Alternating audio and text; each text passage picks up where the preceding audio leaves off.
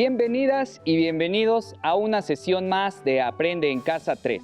Soy el maestro Saúl Miranda y me siento muy complacido de compartir esta sesión con ustedes.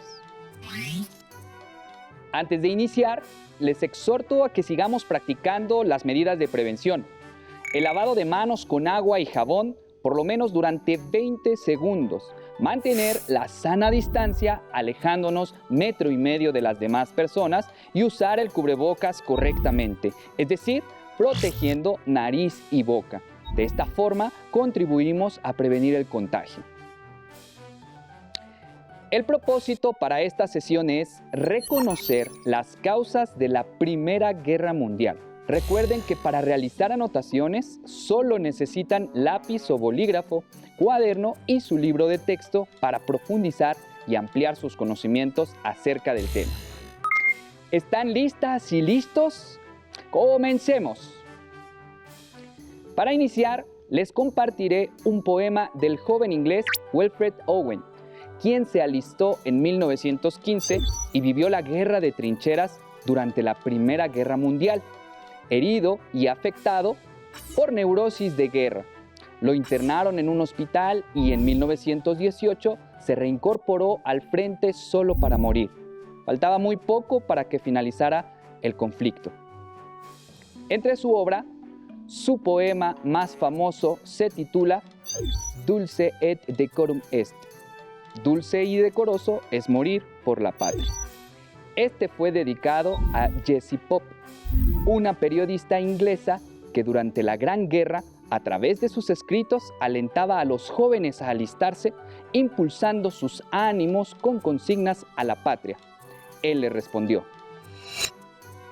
encorvados, como viejos mendigos bajo costales, patizambos, tosiendo como arpías, maldiciendo cruzamos lodo, hasta que a las bengalas perseguidoras les dimos las espaldas, y hacia nuestro lejano descanso nos fuimos arrastrando.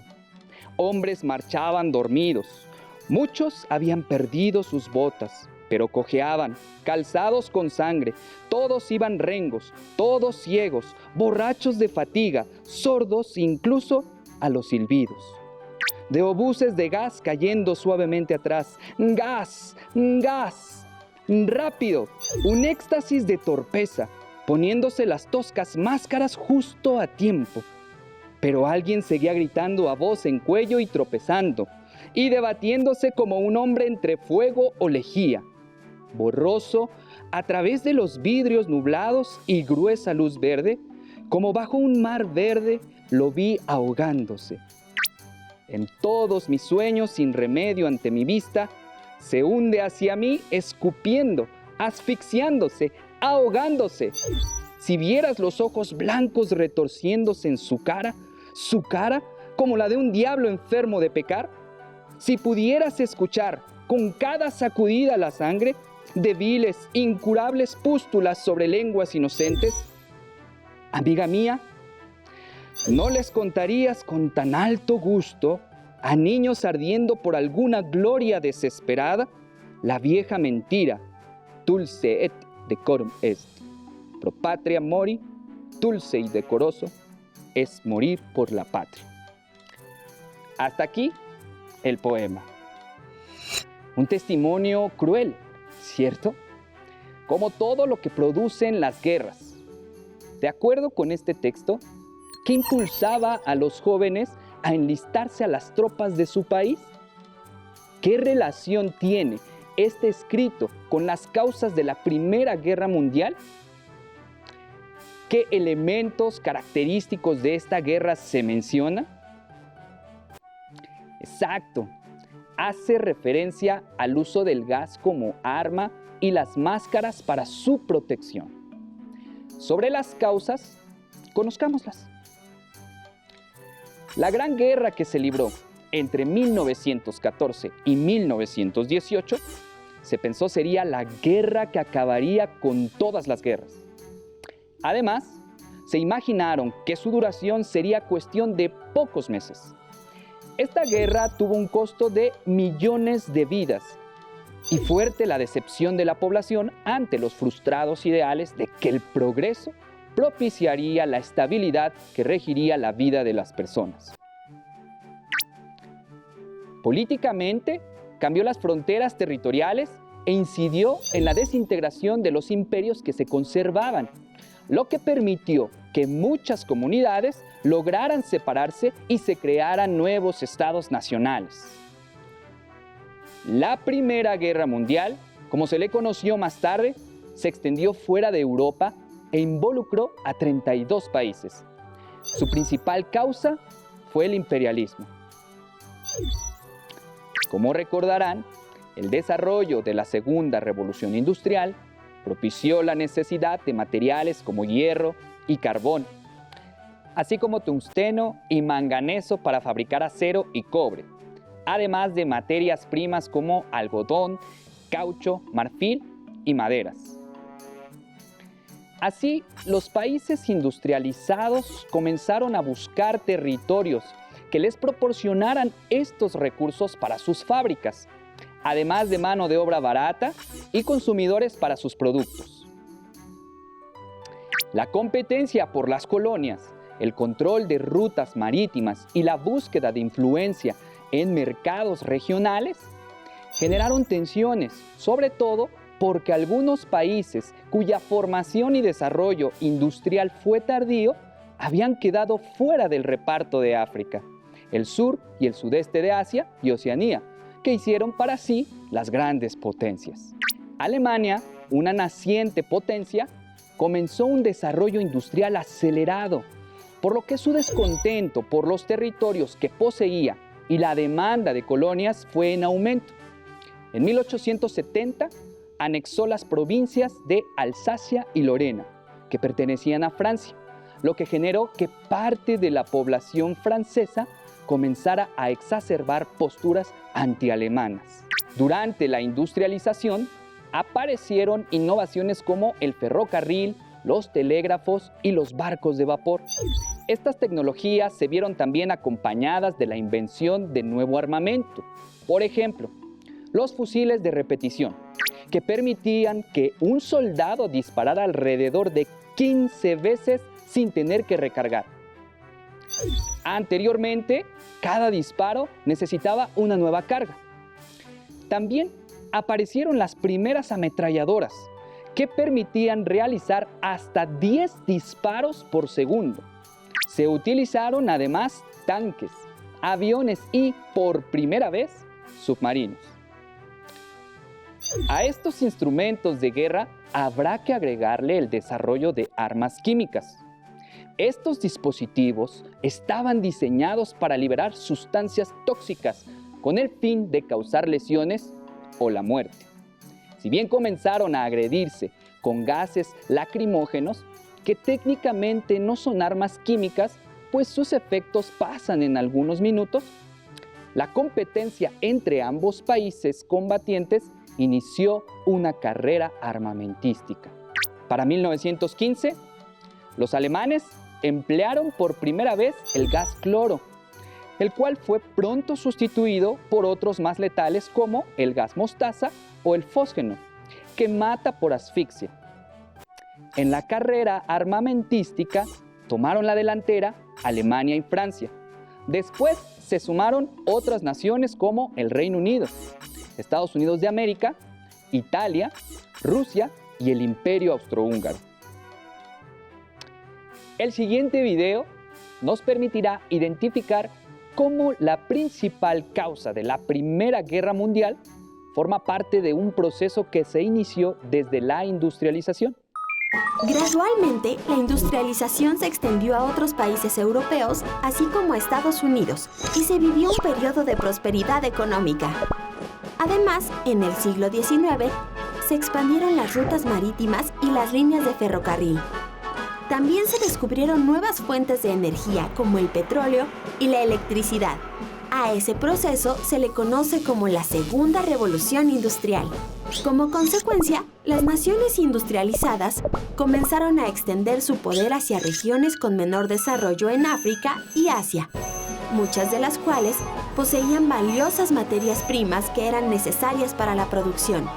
A esta etapa expansionista se le conoce como imperialismo. se caracterizó porque las potencias industriales europeas comenzaron a competir entre sí por el control de los recursos.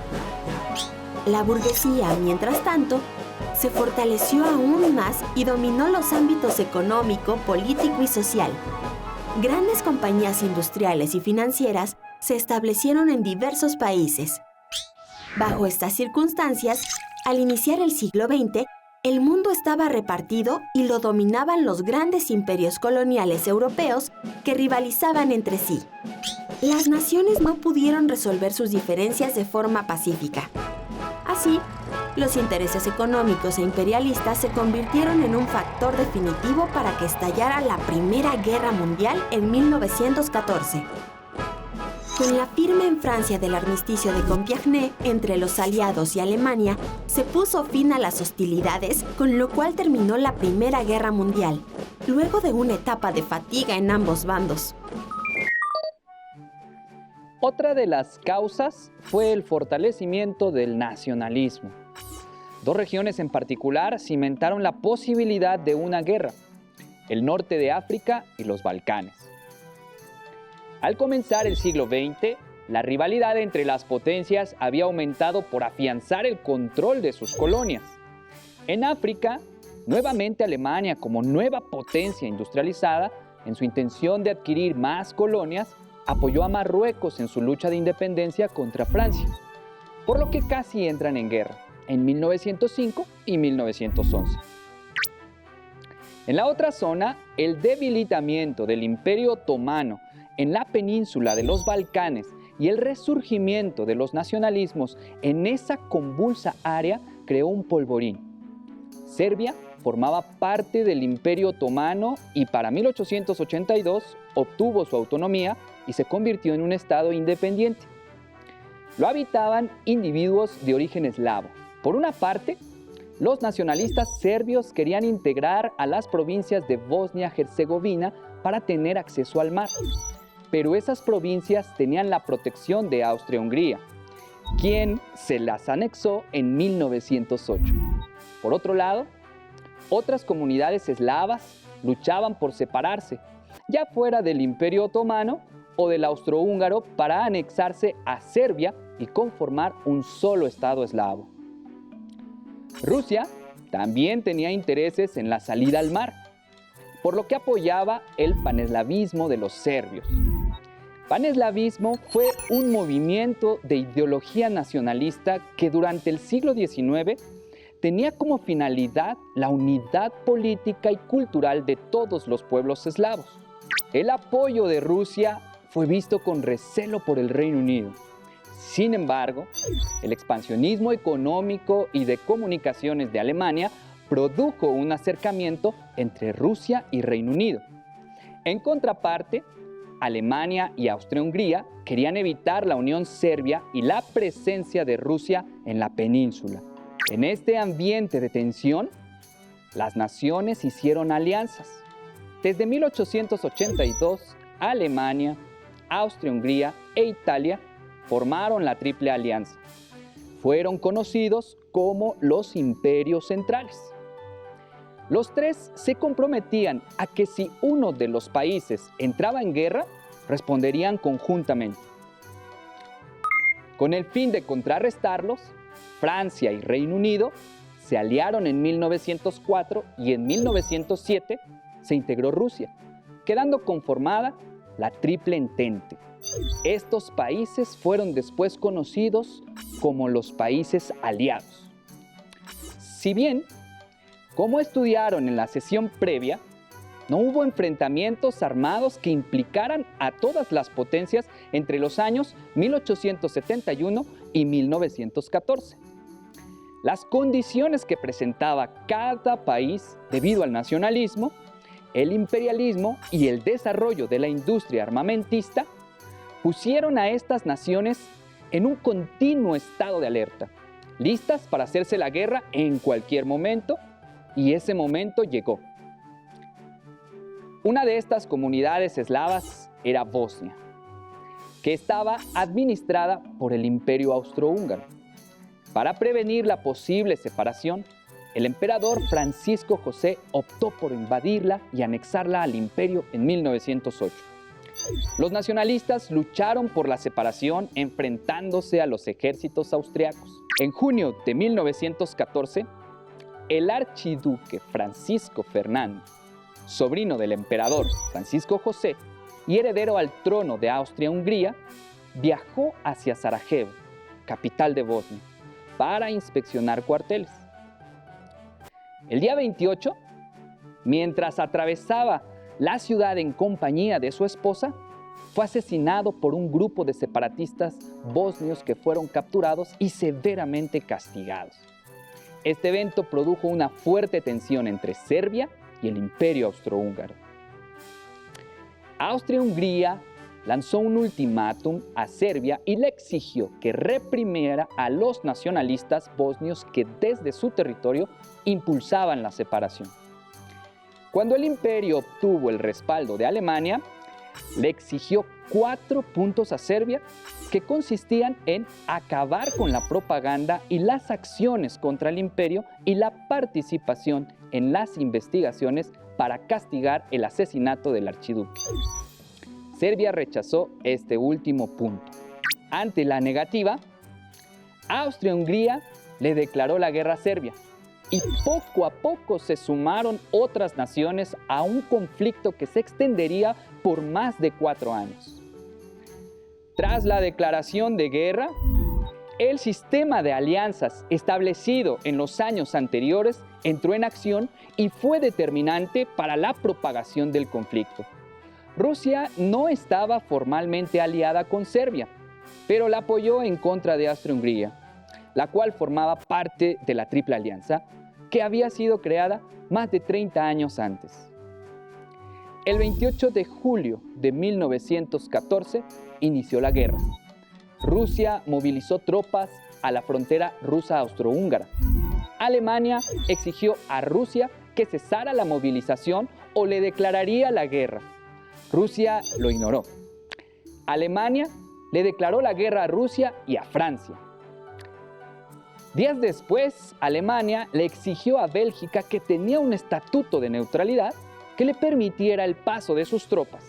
Se negaron e invadieron Bélgica el 4 de agosto. Entonces, Reino Unido le declaró la guerra a Alemania. A fines de ese mes, Japón entró a la guerra del lado de Reino Unido y Francia.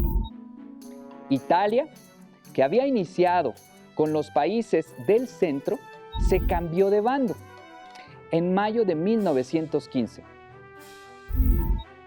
Antes, en noviembre de 1914, el Imperio Otomano entró a la guerra del lado de Alemania.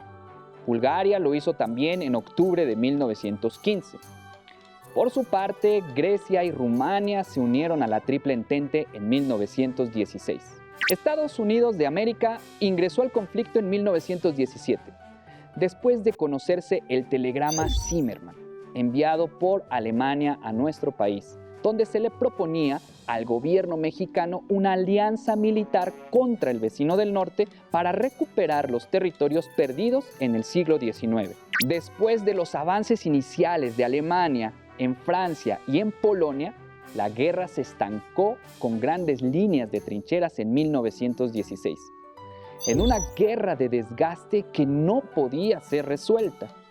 Cuando hablamos de guerra de trincheras, nos referimos a un modo específico de combatir, surgido de manera simultánea al uso de las armas de fuego en los enfrentamientos. En esta estrategia bélica, los ejércitos excavan túneles abiertos o trincheras, donde los soldados se protegen mientras conservan su posición.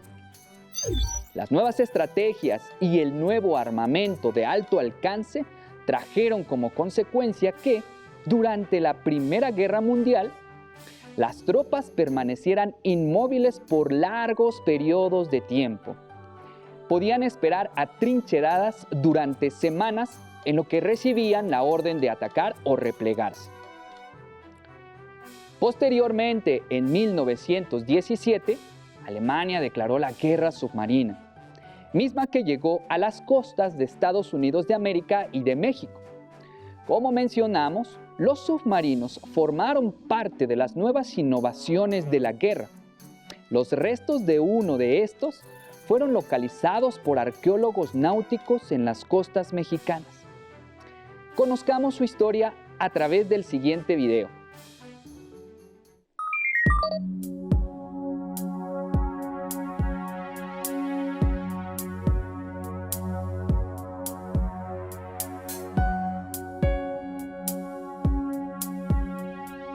Es un submarino que se hunde en 1920, ahí en la isla Margarita.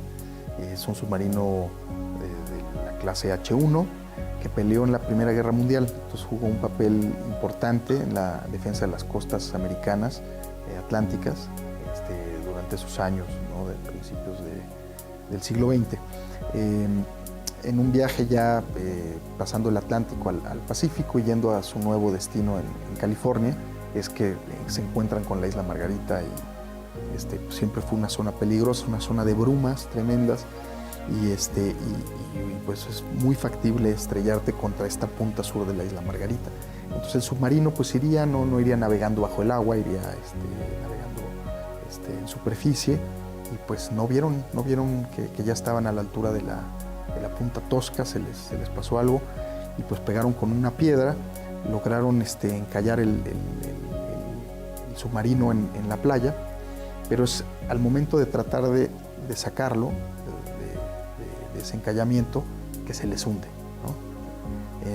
Cuando encalla en un inicio, pues fallecen el capitán, un par de marineros. Por ahí hay algunas fotos de época de las tumbas ahí en la isla Margarita. Esas mismas fotos contienen ahí algunos elementos rescatados del submarino que podemos ver bajo el agua hoy en día, como tazas, por ejemplo, unas tazas muy gruesas. Imagino que haría un frío tremendo ahí abajo en algunos momentos.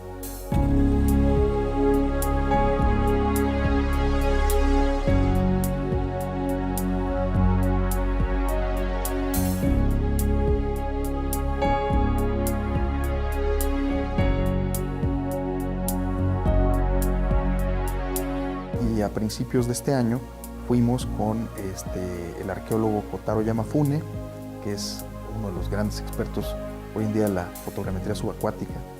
Y bueno, pues ahí nos dio algo de capacitación e hicimos el trabajo de registrar este submarino, hicimos esta fotogrametría y es un modelo tridimensional, es un modelo tridimensional que tiene una precisión de 2 centímetros de error. Entonces se puede hacer investigación padrísima desde una computadora sobre este submarino. Y prácticamente nos tardó 2 días hacer ese trabajo de fotogrametría. Lo que Kotaro hace es que va tomando miles de fotografías del submarino y bueno, conoce muy bien los parámetros de su cámara, de sus flashes.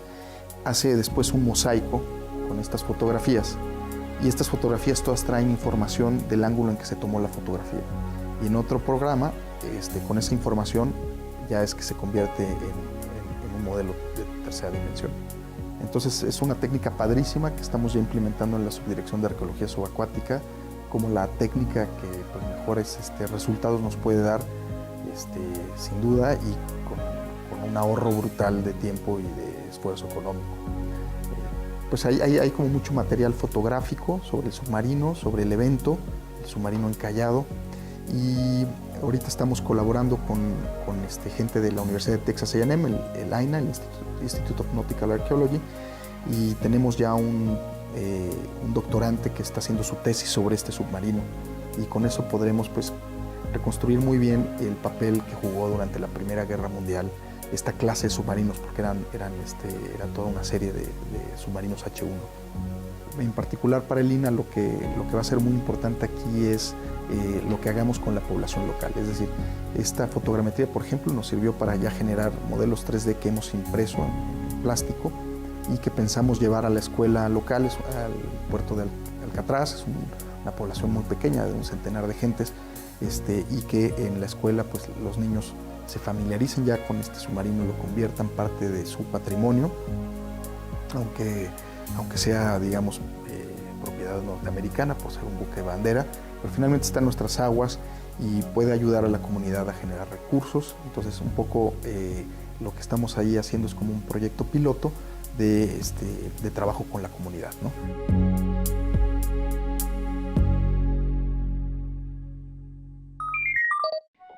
Interesante, ¿verdad?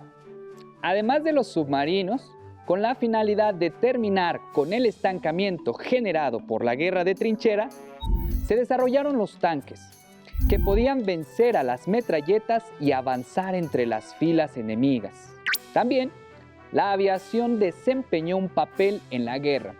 Se utilizaron aviones equipados con cámaras con el fin de explorar las zonas de guerra, y se emplearon para atacar a las tropas o a los aviones enemigos y bombardear puestos militares, fábricas de armamento y ciudades. A causa de los bombardeos, perdieron la vida muchos civiles. Finalmente, con el ingreso de Estados Unidos de América al conflicto en septiembre de 1917, los aliados lanzaron contra Alemania la mayor ofensiva de la guerra. Alemania y Austria-Hungría se rindieron los primeros días de noviembre de 1918. A nivel internacional, la guerra no terminó con los conflictos y tensiones previos, sino que incluso los acentuó. El Tratado de Versalles, que estudiarán más adelante, generó muchas inconformidades porque los vencidos no perdonarían las duras consecuencias que les fueron impuestas. Tampoco terminó con las tensiones derivadas de la expansión imperialista. Amplió las posesiones de los vencedores y volvió a dejar a algunas naciones sin colonias, lo cual generó nuevos conflictos. Antes de despedirnos, les tengo un reto. Reflexionen y respondan en su cuaderno u hojas blancas qué influencia tuvieron el imperialismo y el nacionalismo para que se desatara la Primera Guerra Mundial. Además, realicen un cartel donde expresen su opinión acerca del desarrollo de la ciencia y la tecnología para el uso de la guerra. Y compártanlo con todos. No olviden que este tema lo podrán encontrar en su libro de texto. ¡Listo! Terminamos, pero aún nos queda mucho por explorar y descubrir aquí en Aprende en Casa 3. ¡Hasta la próxima!